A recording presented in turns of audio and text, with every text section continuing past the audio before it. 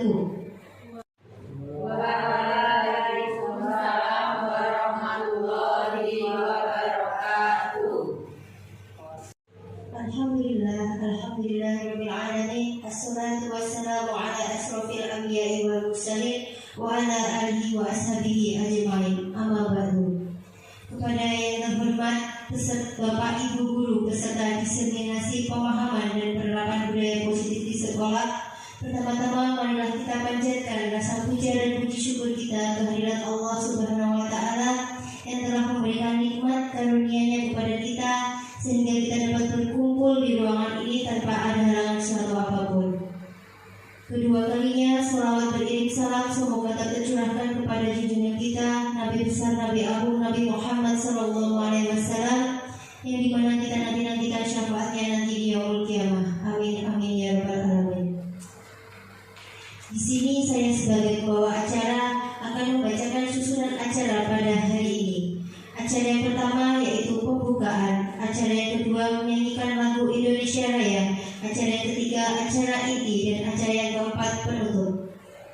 Mengingat waktu semakin siang, marilah kita buka acara pada hari ini dengan bacaan basmalah. Bismillahirrahmanirrahim. Semoga dengan bacaan basmalah tadi dapat menambah kelancaran acara pada pagi hari ini. Acara yang kedua yaitu menyanyikan lagu Indonesia Raya. Kepada yang bertugas dipersilakan.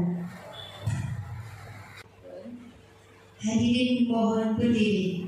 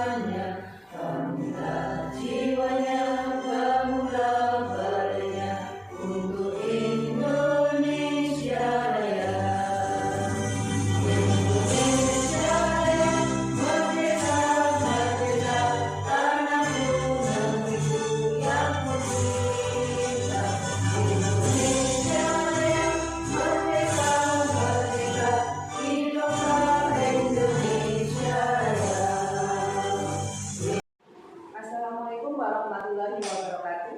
Perkenalkan, nama saya Anit Cahyani, berasal dari SDN Panjungan, Kecamatan Slau, Kabupaten Ponorogo. Saya mengajar di kelas 5 SDN Panjungan. Kali ini saya akan berbagi praktek baik mengenai budaya positif.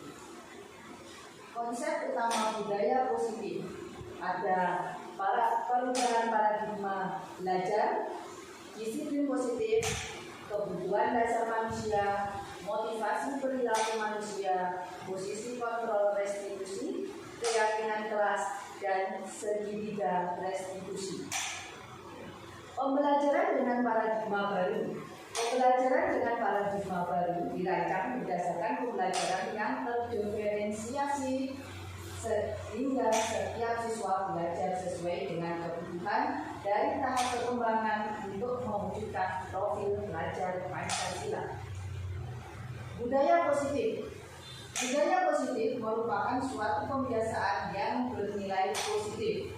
Budaya positif apabila dapat berkembang dengan baik pada murid, maka akan membangun hubungan kerjasama yang baik antara murid, guru, warga, sekolah.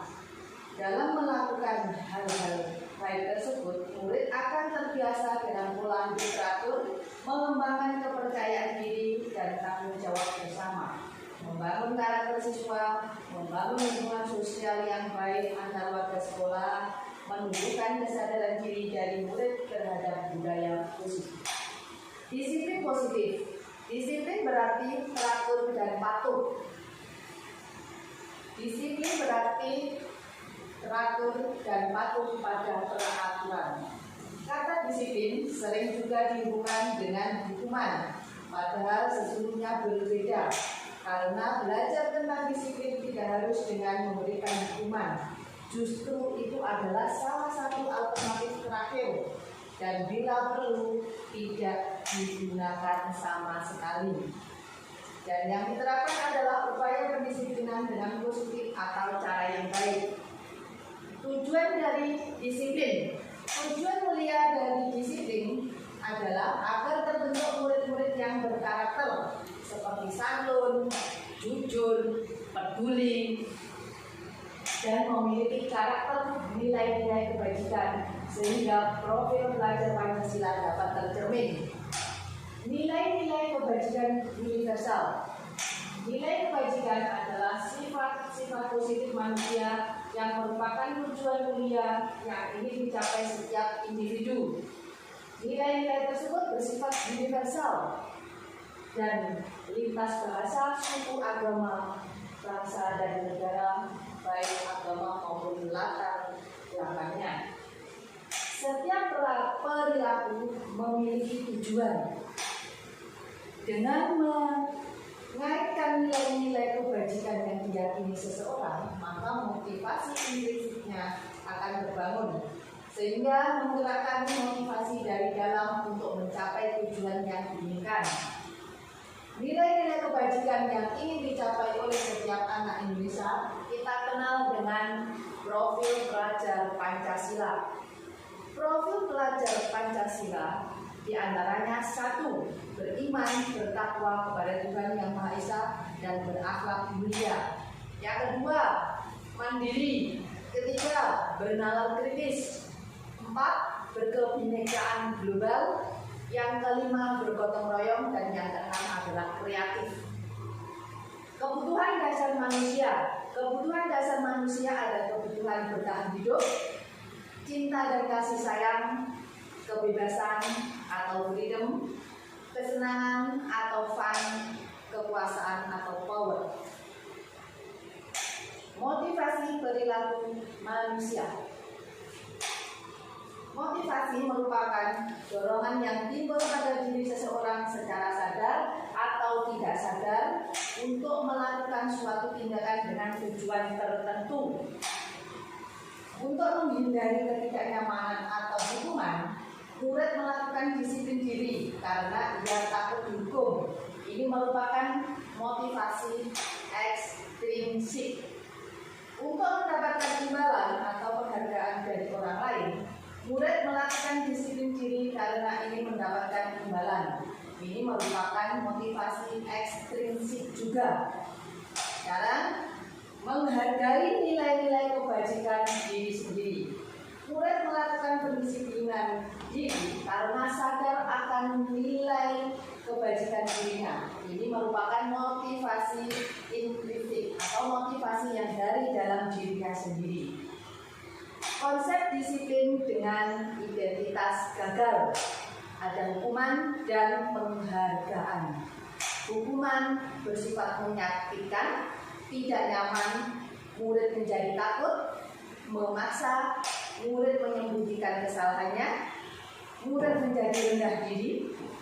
Sedangkan penghargaan itu merupakan tindakan yang tidak efektif, merusak hubungan atau sifat iri, mematikan kreativitas, menghukum dengan sistem ranking, merampas hak menghargai dirinya. Konsep disiplin dengan identitas sukses.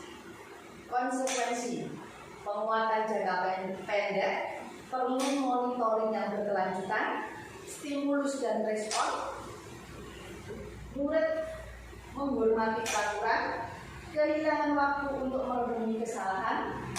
Sedangkan restitusi, murid bertanggung jawab terhadap perilakunya, fokus pada pemecahan masalah, fokus pada pemecahan masalah dalam jangka panjang, murid menghormati dirinya dan orang lain, murid bersemangat memperbaiki kesalahannya.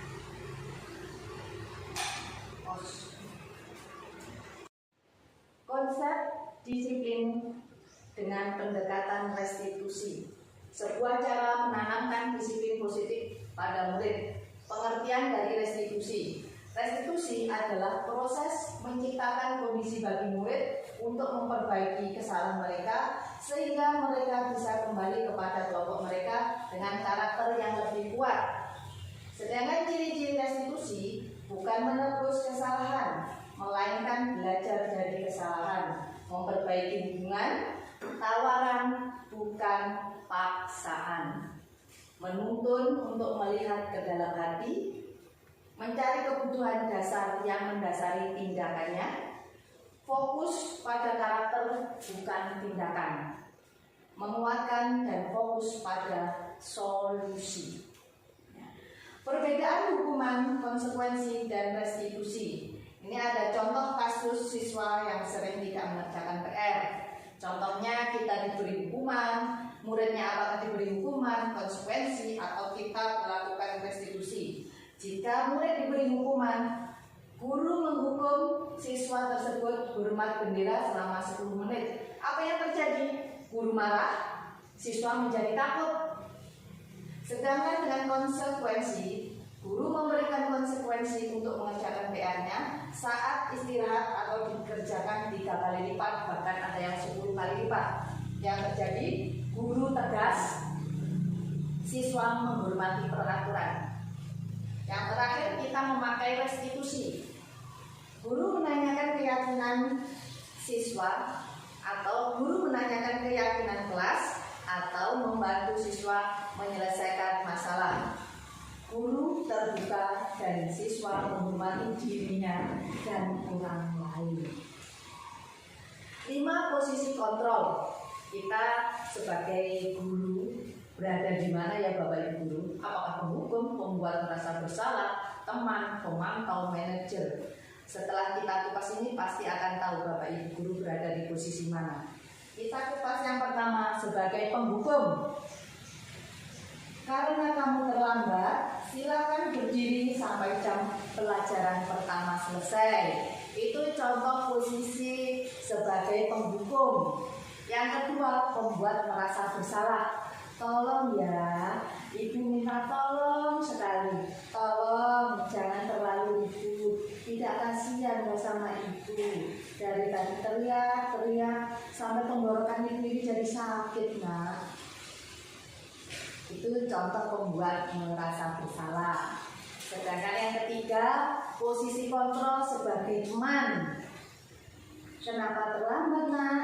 Kemarin bisa tepat waktu loh.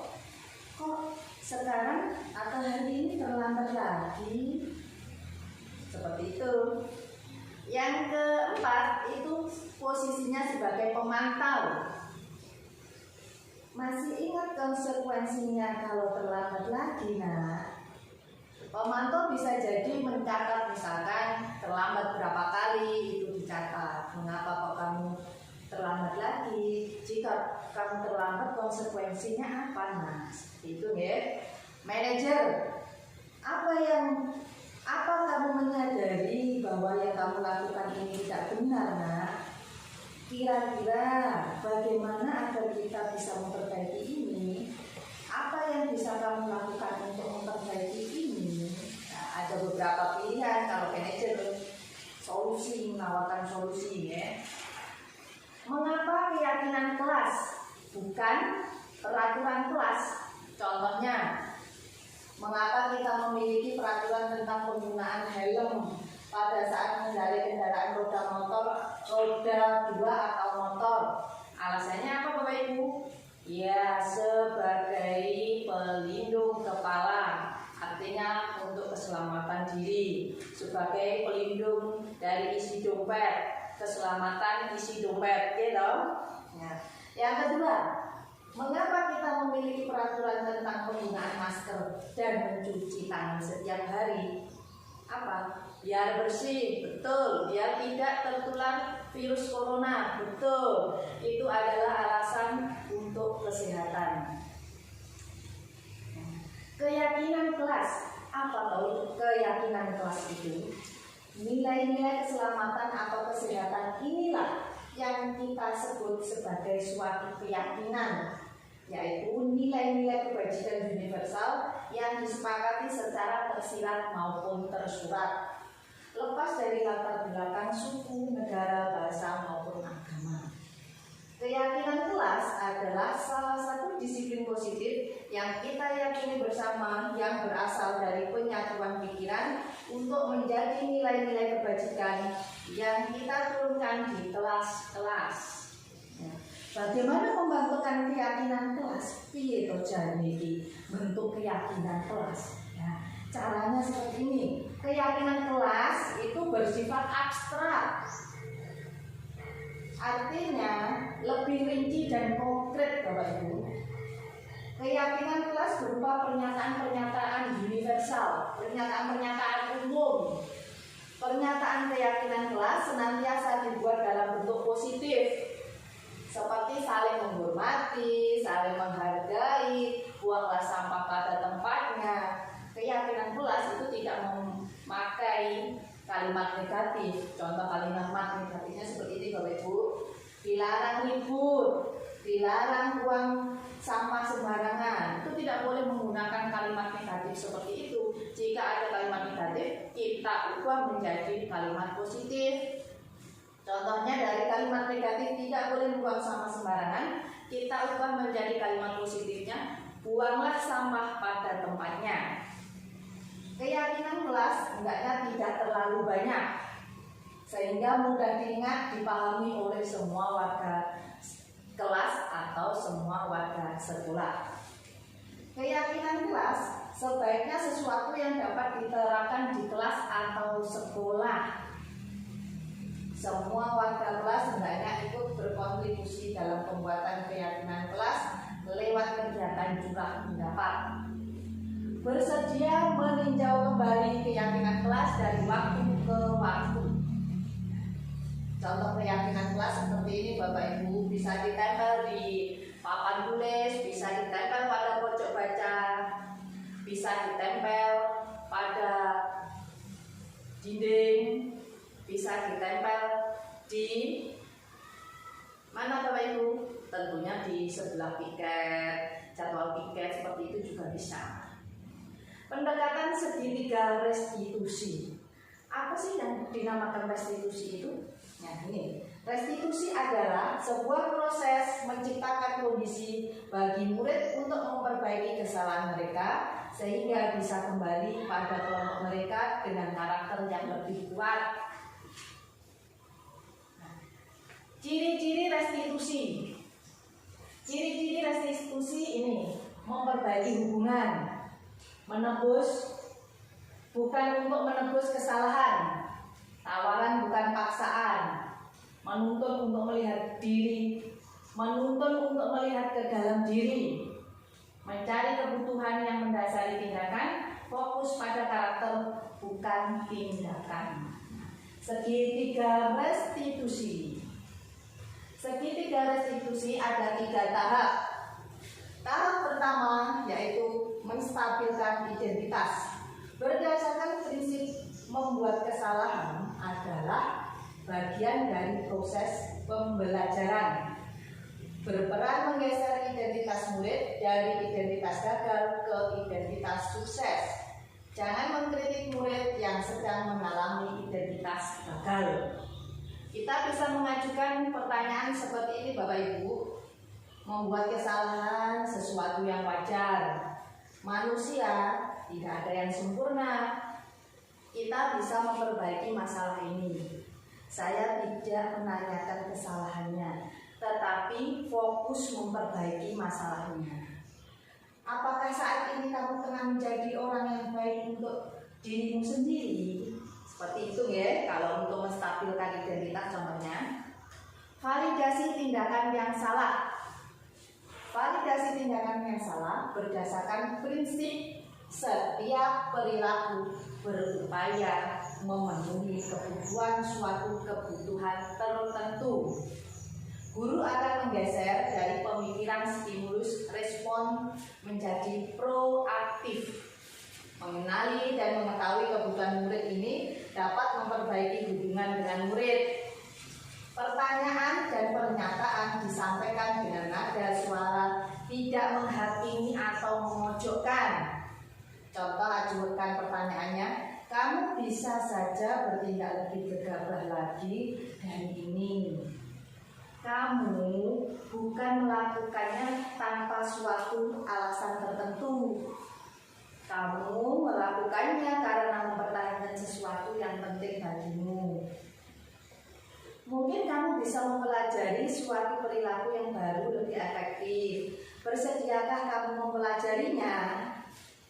Itu pertanyaan-pertanyaan untuk memvalidasi tindakan yang salah, Bapak Ibu.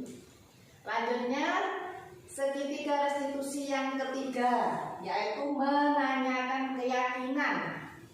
Teori kontrol menyatakan bahwa pada dasarnya kita termotivasi secara intrinsik. Saat perilaku telah divalidasi dan identitas sukses telah stabil, maka murid telah siap mengaitkan keyakinannya dengan tindakan yang salah. Terus bagaimana pertanyaan yang kita ajukan? Contohnya seperti ini. Sebagai keluarga atau kelas, apa yang kita yakini? Nilai-nilai apa yang telah kita sepakati? Seperti apa gambaran sebuah kelas yang ideal bagi kamu? Kamu ingin menjadi orang seperti apa? Nah, itu contoh menanyakan keyakinan dengan memakai segitiga restitusi. Berikutnya sesi tanya jawab. Silakan dua penanya. Pertama. Warahmatullahi wabarakatuh. Waalaikumsalam warahmatullahi wabarakatuh. Saya akan bertanya, tolong berikan contoh budaya positif yang bisa kita laksanakan di sekolah. Demikian pertanyaan dari saya. Terima kasih. Oke, terima kasih Bu Yuni atas pertanyaannya. Nah, pertanyaan pertama. Pertanyaan kedua, Bu Rita, ya silakan Bu Rita. Izin Bapak Ibu, Assalamualaikum warahmatullahi wabarakatuh. Saya ingin bertanya, apa kira-kira yang menjadi kendala dalam menerapkan budaya positif? Terima kasih. Assalamualaikum warahmatullahi wabarakatuh. Nih.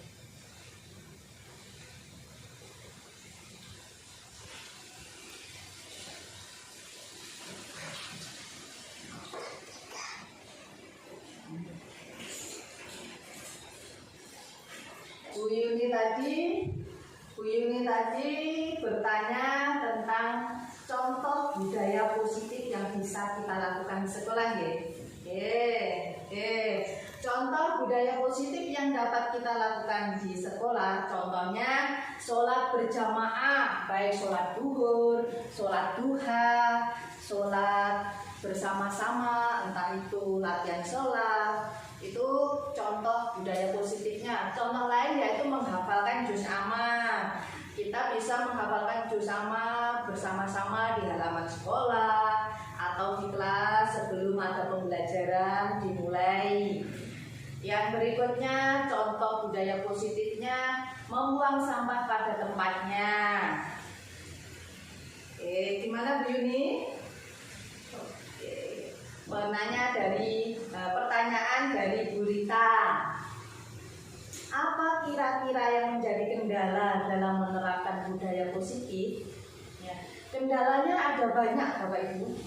Di antaranya rendahnya kesadaran diri masing-masing dari elemen. Elemen itu dari siapa saja? Bisa dari murid, bisa dari guru, bisa dari orang tua, bisa dari warga sekolah, dan lain-lain. Minimnya kolaborasi, kurangnya motivasi ketika berada di titik jenuh. Terima kasih. Bagaimana Bu Rita? Oke. Demikian tadi pemaparan tentang budaya positif dari saya. Bila ada salah kata perbuatan yang tidak berkenan pada Bapak Ibu, mohon untuk dimaafkan. Wabillahi taufiq wal hidayah. Wassalamualaikum warahmatullahi wabarakatuh.